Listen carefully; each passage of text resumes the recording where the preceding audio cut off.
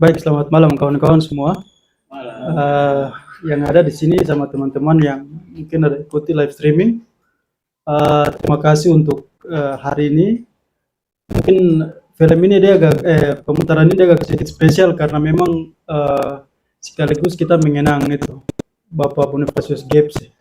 Beliau ini memang salah satu tokoh, mungkin orang beliau bisa bilang bahwa dia nih orang yang berpendidikan cuma tamat SD saja. Tapi dia cukup memberikan waktu untuk perjuangan, tetapi bukan hanya untuk masyarakat, tetapi juga untuk semua komunitas, baik itu mahasiswa yang mau melakukan penelitian di sana, NGO-NGO yang mau masuk ke kampung atau ke wilayah distrik itu, hampir semua masuk melalui satu pintu, yaitu melalui beliau. Jadi ada mahasiswa yang pernah tinggal dengan dia tuh sampai 2 tahun untuk melakukan penelitian di sana. Terus itu yang terlama. Yang paling cepat mungkin saya dengan teman dosen yang melakukan penelitian S3 di sana tuh 1 bulan. 1 bulan di kampung itu. Jadi memang perjalanan saya ke sana memang tujuannya untuk memfasilitasi teman yang mau membuat tesis doktoral dia di sana. Sehingga sebelum jauh-jauh, sebelum turun ke Merauke itu saya sudah diskusi dengan teman-teman di Papuan Voices bahwa saya punya perjalanan ini kalau bisa jangan jalan setelah itu pulang tanpa ada tulisan, tanpa ada film yang bisa kita bawa dari Papua Selatan. Karena saya jalan khusus ini cukup lama, sebenarnya 6 bulan. Tapi karena satu dan lain-lain kita perpendek dari 4 bulan saja. Sehingga film-film ini memang sudah direncanakan sama di sekretariat ini, bahwa kita akan buat tema pendidikan, kita akan buat tema guru, kita akan buat ini semua dibuat. Tujuannya apa? Tujuannya supaya kita banyak bercerita dari wilayah Papua Selatan yang memang mungkin karena kurang jangkauan teman-teman aktivis, filmmaker dan lain-lain, walaupun mungkin Papuan Voices ada di sana. Tapi banyak film yang mungkin belum diproduksi dan disosialisasi khusus untuk kita menceritakan lebih dekat kondisi penindasan itu. Karena apalagi sekarang ini kan kita sudah terlanjur berbangga-bangga dengan Provinsi Papua Selatan dan lain-lain, sehingga cerita-cerita ini tuh perlu kita hadirkan. Apalagi Kampung Senegi ini, dia hanya kalau dari Kabupaten Merauke, Kota Merauke sekarang itu dia sekitar 1 jam atau 2 jam perjalanan. Tapi kalau dari Tanah Miring, ibu kota Provinsi Papua Selatan sekarang itu sekitar 40 menit normal. Kalau kita pakai ilmu Valentino Rossi ya mungkin bisa 10 menit. itu belum kita lihat kondisi jalan yang hujan. Kalau di sana tuh ada 2 musim yang menurut saya ekstrim, musim kemarau sama musim penghujan. Jadi ketika sana pada saat itu musim kemarau itu sudah 6 bulan. Jalan kering dan berdebu. Tapi menurut informasi dari masyarakat, kalau jalan sampai musim penghujan datang, itu jalan bisa tertutup karena banjir, rawa. Jadi satu-satunya akses itu bisa pakai perahu untuk sampai ke kampung itu. Itu kalau musim hujan. Jadi kesempatan ini kita mau melihat bahwa kampung ini bukan kampung yang jauh dari aktivitas pemerintahan. 1 bulan sebelum kita di sana, Gubernur Provinsi Papua Selatan injak di sana. Tidak tahu kunjungannya dalam rangka apa, tapi sudah pernah ke sana. Terus sebelum gubernur, berapa bulan lagi bupati sudah ke sana. Sehingga kampung ini sudah menjadi kampung yang langganan pemerintahan sebenarnya. Akses jalan yang rusak ke sana itu mereka sudah lihat, dan kondisi pendidikan mungkin sudah diceritakan.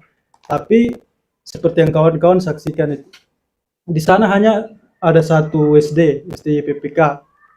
Dan kalau tadi ada informasi bilang masyarakat menuntut hak ulayat, itu sebenarnya bukan keinginan masyarakat sebenarnya. Itu dia lahir dari janji bupati pada saat kunjungan ke sana. Dia katakan bahwa ini tanah ini siapa bu tanah? Oh, marga Gepsi Yau Balik punya tanah. Oke, sudah kamu buat peta ini berapa hektar, ini berapa meter persegi ini, nanti sampaikan bersa beli. Dan sudah masyarakat ikut dia punya itu masukan itu, sehingga mereka dituntut. Pada saat tuntut itulah langsung tidak ada transaksi, tidak ada pembayaran dan lain-lain, sehingga masyarakat yang disalahkan. Dulu ini Bapak Bon bagaimana, Bapak yang punya tanah, baru kenapa Bapak yang sudah mengerti tentang semua sudah diajarkan oleh semua teman-teman, kenapa Bapak bisa palang tanah itu. Bapak bilang ini semua bukan satu keinginan, tapi memang janji, kita hanya menagih janji.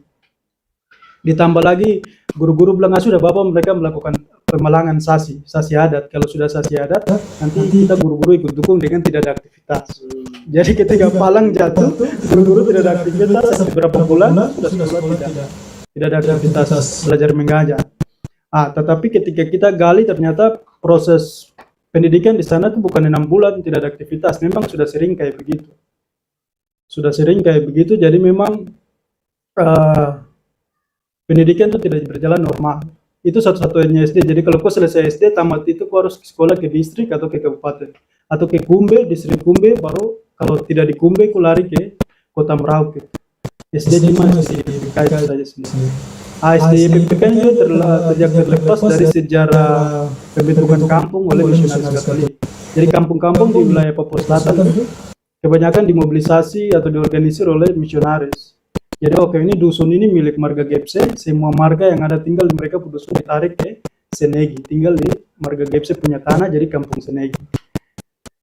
Misalnya begitu. Terus di Bovendigul yang kita pergi di kampung Ketutiri juga begitu, kampung yang diorganisir atau dimobilisasi oleh pemerintah Belanda.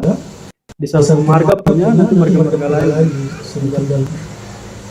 Karena konteks begini, jadi misalnya marga Gepse di Senegi dia punya hak untuk tanah-tanah dia serahkan untuk marga lain kelola dan lain-lain. Kayak begitu. Terus kalau yang tadi aktivitas Bapak Bon ini tidak terlepas dari perusahaan HTI,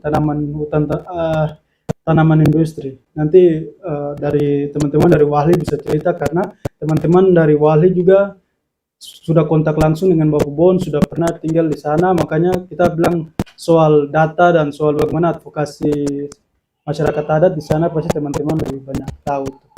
Bapak Bon ini dia hanya berpikir ketika tanah yang sudah sisa ini, bagaimana kita bisa bertahan hidup. Bertahan hidup dari apa? Kira-kira kita masih bisa dapat buruan atau tidak. Jadi film ini saya ikut 2 kali ke dusun. 2 kali ke dusun untuk ikut berburu, tapi tidak ada hasil. Nanti dia jalan sendiri, baru dia pegang babi. Kayak begitu. Dan itu jalan berkilo-kilo. Mungkin ya pulang balik sekitar 10 atau 15 kilo gitu per untuk melakukan aktivitas berburu. Terus untuk memotivasi masyarakat di kampung, jadi dia memaksa masyarakat supaya harus berkebun karena kita tidak bisa mengharapkan supir sayur setiap. Jadi masyarakat di sana dalam pengamatan saya itu memang setiap siang itu mereka masih menunggu itu sayur dari itu. Kalau kadang masih tidak datang ya sudah, artinya menu makanan di situ bisa berubah, tidak sayur atau mungkin mie atau apa. Tapi itu sangat tergantung sama perekonomian itu, jalur itu. Mas-mas itu sudah sangat bergantung. Mungkin itu saja. Terus di Senegi ini salah satu jalur strategis menurut saya karena di sana mereka sedang ada mega proyek besar yang menghubungkan antara Kabupaten Merauke dengan Kabupaten Mapi. Jadi ada salah satu jembatan besar yang sudah dibangun beberapa tahun terakhir yang mungkin nanti diselesaikan. Di sana juga ada sengketa tanah, ada masyarakat diadu domba untuk yang mana yang jual, mana yang hanya dapat keuntungan kayak begitu. Jadi kondisi ini kondisi yang memang memprihatinkan, tetapi karena tidak terekspos dengan baik, tidak mampu lah kita mengambil peran advokasi jauh tuh kayak bagaimana untuk situasi dan kondisi di Senegi. Karena memang Papua Selatan salah satu provinsi yang secara luas itu dia lebih luas dari seluruh provinsi yang hari ini dimekarkan. Dengan masyarakat yang hanya 500.000, belum 50% non Papua, sisanya orang Papua. Kampung-kampung asli itu tersebar di wilayah-wilayah pedalaman. Yang dekat dengan pemerintahan saya sudah begini, apalagi wilayah yang jauh dari wilayah pedalaman. Mungkin itu dulu. Ya, terima kasih kawan Yason. Ya, mungkin pertanyaan menarik dari proses atau film yang tadi juga Bapak ceritakan, artinya itu kan lahan tanah mereka yang dijual. Yang mungkin kita juga mau tahu apakah artinya dari gambaran itu sebenarnya kan dia dapat keuntungan, kan dia jual tanah tuh. Kan jadi pertanyaan itu bagaimana situasi ekonomi kehidupan, apakah dari proses perusahaan masuk itu sudah membuat mereka sejahtera atau tidak? Artinya ini tuan tanah ini. Yang jual tanah tidak tahu berapa ribu. Terus bagaimana kehidupan masyarakat di situ, termasuk Bapak Bon juga, apakah perusahaan masuk itu membawa kesejahteraan juga bagi mereka atau tidak? Baik, terima kasih. Itu Jadi menurut ini pengamatan saya bahwa memang awal perusahaan masuk itu mungkin umum di Papua Selatan sebenarnya karena memang ini sudah investasi. Jadi mereka dibuat kesepakatan, istilahnya ada kesepakatan yang di awal sebenarnya dilihat menguntungkan masyarakat adat. Biasa perusahaan berjanji soal nanti ada jaminan kesehatan, ada jaminan pendidikan dan lain-lain itu, sehingga masyarakat terbuai untuk melepaskan dia ke wilayah adat. Nanti setelah lepaskan dia punya wilayah adat, berjalannya waktu itu baru mulai mereka merasakan bahwa ketika hutan sudah habis dan uang misalnya ganti rugi dari perusahaan itu kan, marga ini kan hidup secara kolektif, ada puluhan sampai ratusan orang. Jadi misalnya kok hanya bagi 100 juta atau 1 miliar, itu tidak akan cukup untuk masyarakat yang jumlahnya banyak. Setelah itu mereka dijanjikan bekerja. Jadi perusahaan HT ini, PT SIS ini, Selaras Inti Semesta ini, dia hadir di sana. Lalu kemudian dia mempekerjakan penduduk kampung-kampung di sekitar di distrik, dimulai dari Wapeko, terus Kampung Wayau, Kampung Sanegi, Kaliki mungkin. Awalnya tuh tahun-tahun 2 tahun pertama tuh dia kerjakan semua tenaga kerja dari kampung itu. Tetapi setelah beberapa tahun berjalan, tenaga kerja itu di PHK begitu saja, disuruh istirahat dulu. Dari yang awalnya ratusan sampai seribuan pekerja itu akhirnya sekarang di PT SIS itu menurut informasi dari masyarakat hanya sekitar 50-an orang yang bekerja untuk mengelola lahan yang besar itu. Dengan keamanan di sana tuh prima. Jadi ketika masyarakat mulai protes dan lain-lain itu nanti berhadapan dengan itu keamanan di sana khusus BRIMO. Memang kita pernah berusaha untuk masuk ke dia punya perusahaan untuk wawancara dia bukti tinggi, mereka tolak. Kemudian kita mau masuk ke dia punya foto dia punya pembangkit listrik di sana itu. Tapi kemudian mereka tolak seperti itu. Jadi memang ketika masyarakat sudah melakukan pelepasan sana, hak dipegang oleh mereka sudah hak pengolahan sudah ada pada mereka, maka masyarakat tidak punya hak lagi untuk mengklaim bahwa dia punya dusun. Memang masyarakat masih sering bangga bahwa ini sapu dusun ini, tapi ketika perusahaan sudah masuk, itu semua sudah milik perusahaan, milik kapitalis, dan mungkin setelah izinnya berakhir dia akan kembalikan ke negara untuk melakukan tawar-menawar kembali untuk perizinan lebih lanjut lagi. Ya begitu. Nah, ini menarik juga. Ini kita baru lihat soal isu perusahaan ini atau investasi ini, kita baru bukan Papua Selatan saja, hampir seantero Papua ini juga kena. Nanti teman-teman dari Walhi itu mungkin lebih banyak lagi kita akan jelaskan kasus-kasus yang mungkin Papua Selatan itu akan jadi contoh situasi investasi di Papua ini seperti apa. Pertanyaan mungkin berikut juga itu semangat dari Bapak Bon ini. Artinya kan Bapak Bon ini kita lihat dari film ini dia jadi penggerak, menggerakkan masyarakat bagaimana untuk bertahan hidup dari situasi investasi atau perusahaan yang mencekik mereka. Tanah mereka diambil dan sudah dusun jauh. Sekarang Bapak Bon sudah meninggal. Siapa yang jadi penggerak lagi di situ? Atau kita membayangkan saya kalau tidak ada Bapak Bon berarti bagaimana? Nanti apakah kawan Yason kemarin waktu produksi ada penerus yang bisa menggerakkan begitu? Atau mungkin butuh teman-teman untuk membantu situasi kondisi di sana seperti itu? Oh iya, yang soal proses Bon mungkin seperti masyarakat umumnya yang sudah melakukan kontak dengan misalnya aktivis-aktivis NGO yang sering keluar masuk di wilayah pedalaman untuk melakukan perekrutan pendidikan, sehingga dia salah seorang yang cukup maju dalam hal memahami bahwa dia punya hak-hak, bagaimana fungsi tanah untuk dia kehidupan dan dia punya generasi itu sudah tertanam baik. Jadi kalau misalnya di luar daripada itu kami belum tahu apakah nanti ke depan ada orang yang seperti Bapak Bon yang bisa terbuka itu untuk aktivis yang masuk, mahasiswa yang masuk, itu belum tahu sampai di sana. Tetapi masyarakat di sana karena memang masih masyarakat kampung yang homogen, satu suku saja, orang Marin saja, struktur adatnya masih kuat, sehingga tidak ada figur big man seperti misalnya Bapak Bon, tapi ada sistem, ada ketua adatnya, ada struktur adatnya, ada gitu. Tapi memang ketika film ini buat waktu Bapak Bon masih hidup ini, saya sempat menggali dari, memang tujuannya bikin untuk beliau, mencari informasi tentang beliau dari beberapa orang, bahwa bagaimana Bapak Bon dalam proses dia mendidik masyarakat untuk bagaimana bisa berdikari lah untuk kampung itu. Tapi mereka mengatakan bahwa sebenarnya Bapak Bon karena terlepas dia misalnya menyiapkan dia punya anak yang tadi dibilang sudah meninggal gitu.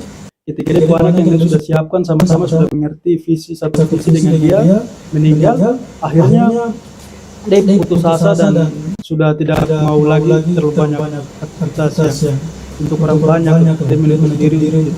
Jadi tidak ada proses pengkaderan khusus untuk orang-orang yang paham tentang hal-hal gitu.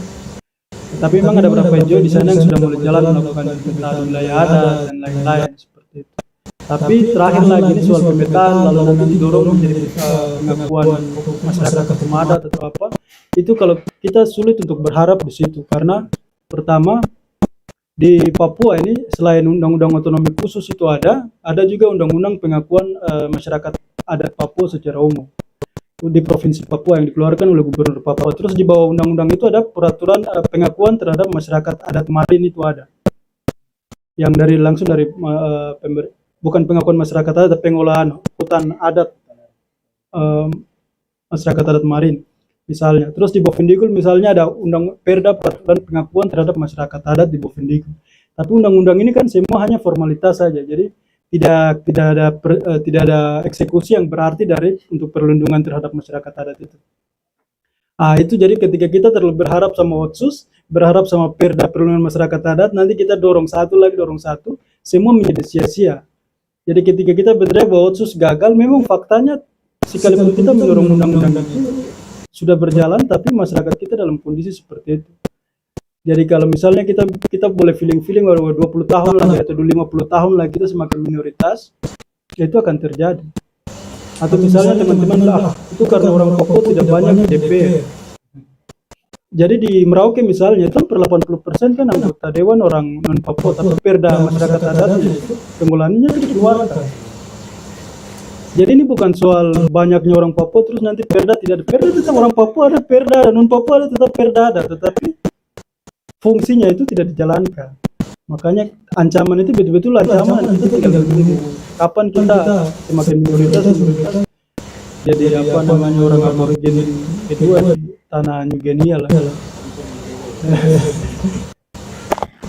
Ya, aduh, menarik. Saya masih ini ya, dan narasumber dua orang mungkin sedikit menunggu menunggu. Tadi kita bicara soal Bapak Bon, terus yang berikut itu di soal pendidikan. Saya pengen tahu sekali, macam di kampung itu kira-kira kalau kita hitung sumber daya manusia ya. Saya dari gambaran SD 1, tapi apakah kampung itu sudah mencapai ada misalnya seorang mahasiswa yang ada dari anak kampung situ atau bagaimana? Seperti itu. Atau bagaimana misalnya ada lembaga lain yang mendorong untuk pendidikan yang lebih bagus lagi di tempat itu atau bagaimana? Seperti itu. Jadi ya istilahnya SDM lah. Dari kampung itu sendiri sekarang sudah ada berapa yang bisa diukur gitu? Iya, ini dari observasi saja, dari beberapa narasumber misalnya yang kita temui, tapi ini di luar dari apakah sumber daya manusia dari pendidikan atau tidak. Tapi memang orang-orang tua di usia-usia yang parubaya itu memang semua sumber-sumber kita nih, mohon maaf, memang tingkat pendidikannya itu SMP dan lain-lain. Ini kondisi real yang ditemukan misalnya.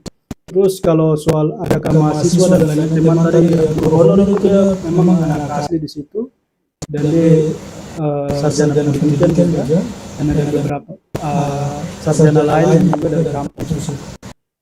Tetapi memang kalau soal kondisi pendidikan ini di SD misalnya kan SD YPPK, lalu ada PAUD juga, PAUD yang juga dinaungi oleh YPPK. Tapi kan kampung ini tuh antara YPPK dengan negeri kan selama ini di Papua khususnya mungkin dialami juga oleh YPK Kristen Protestan punya. Di sana YPPK yang Katolik punya juga mengalami namanya apa, ada ketidaksinkronan antara YPPK dengan negeri. Jadi kadang pemerintah itu dia lebih mengutamakan sekolah-sekolah yang negeri. Jadi awalnya Belanda itu mereka mengorganisir pendidikan tuh sekolah-sekolah tuh menurut informasi dari senior-senior di sana, aktivis-aktivis di sana, bahwa awalnya pendidikan yang diorganisir oleh misionaris-misionaris ini jalan secara baik. Tapi ketika integrasi atau aneksasi pada tahun 1963 dan 69, yang terjadi adalah pemerintah mengeluarkan peraturan untuk menghindari peran-peran dari misionaris, ya, misionaris di dunia pendidikan, karena ditakuti akan menjadi apa namanya sumber apa menggalang kekuatan untuk disintegrasi Indonesia, sehingga mereka mengurangi peran-peran dari YPPK atau YPK, sehingga yang terjadi adalah mereka meminjamkan mereka punya tenaga. Jadi guru-guru di YPPK itu adalah guru-guru yang PNS negara punya.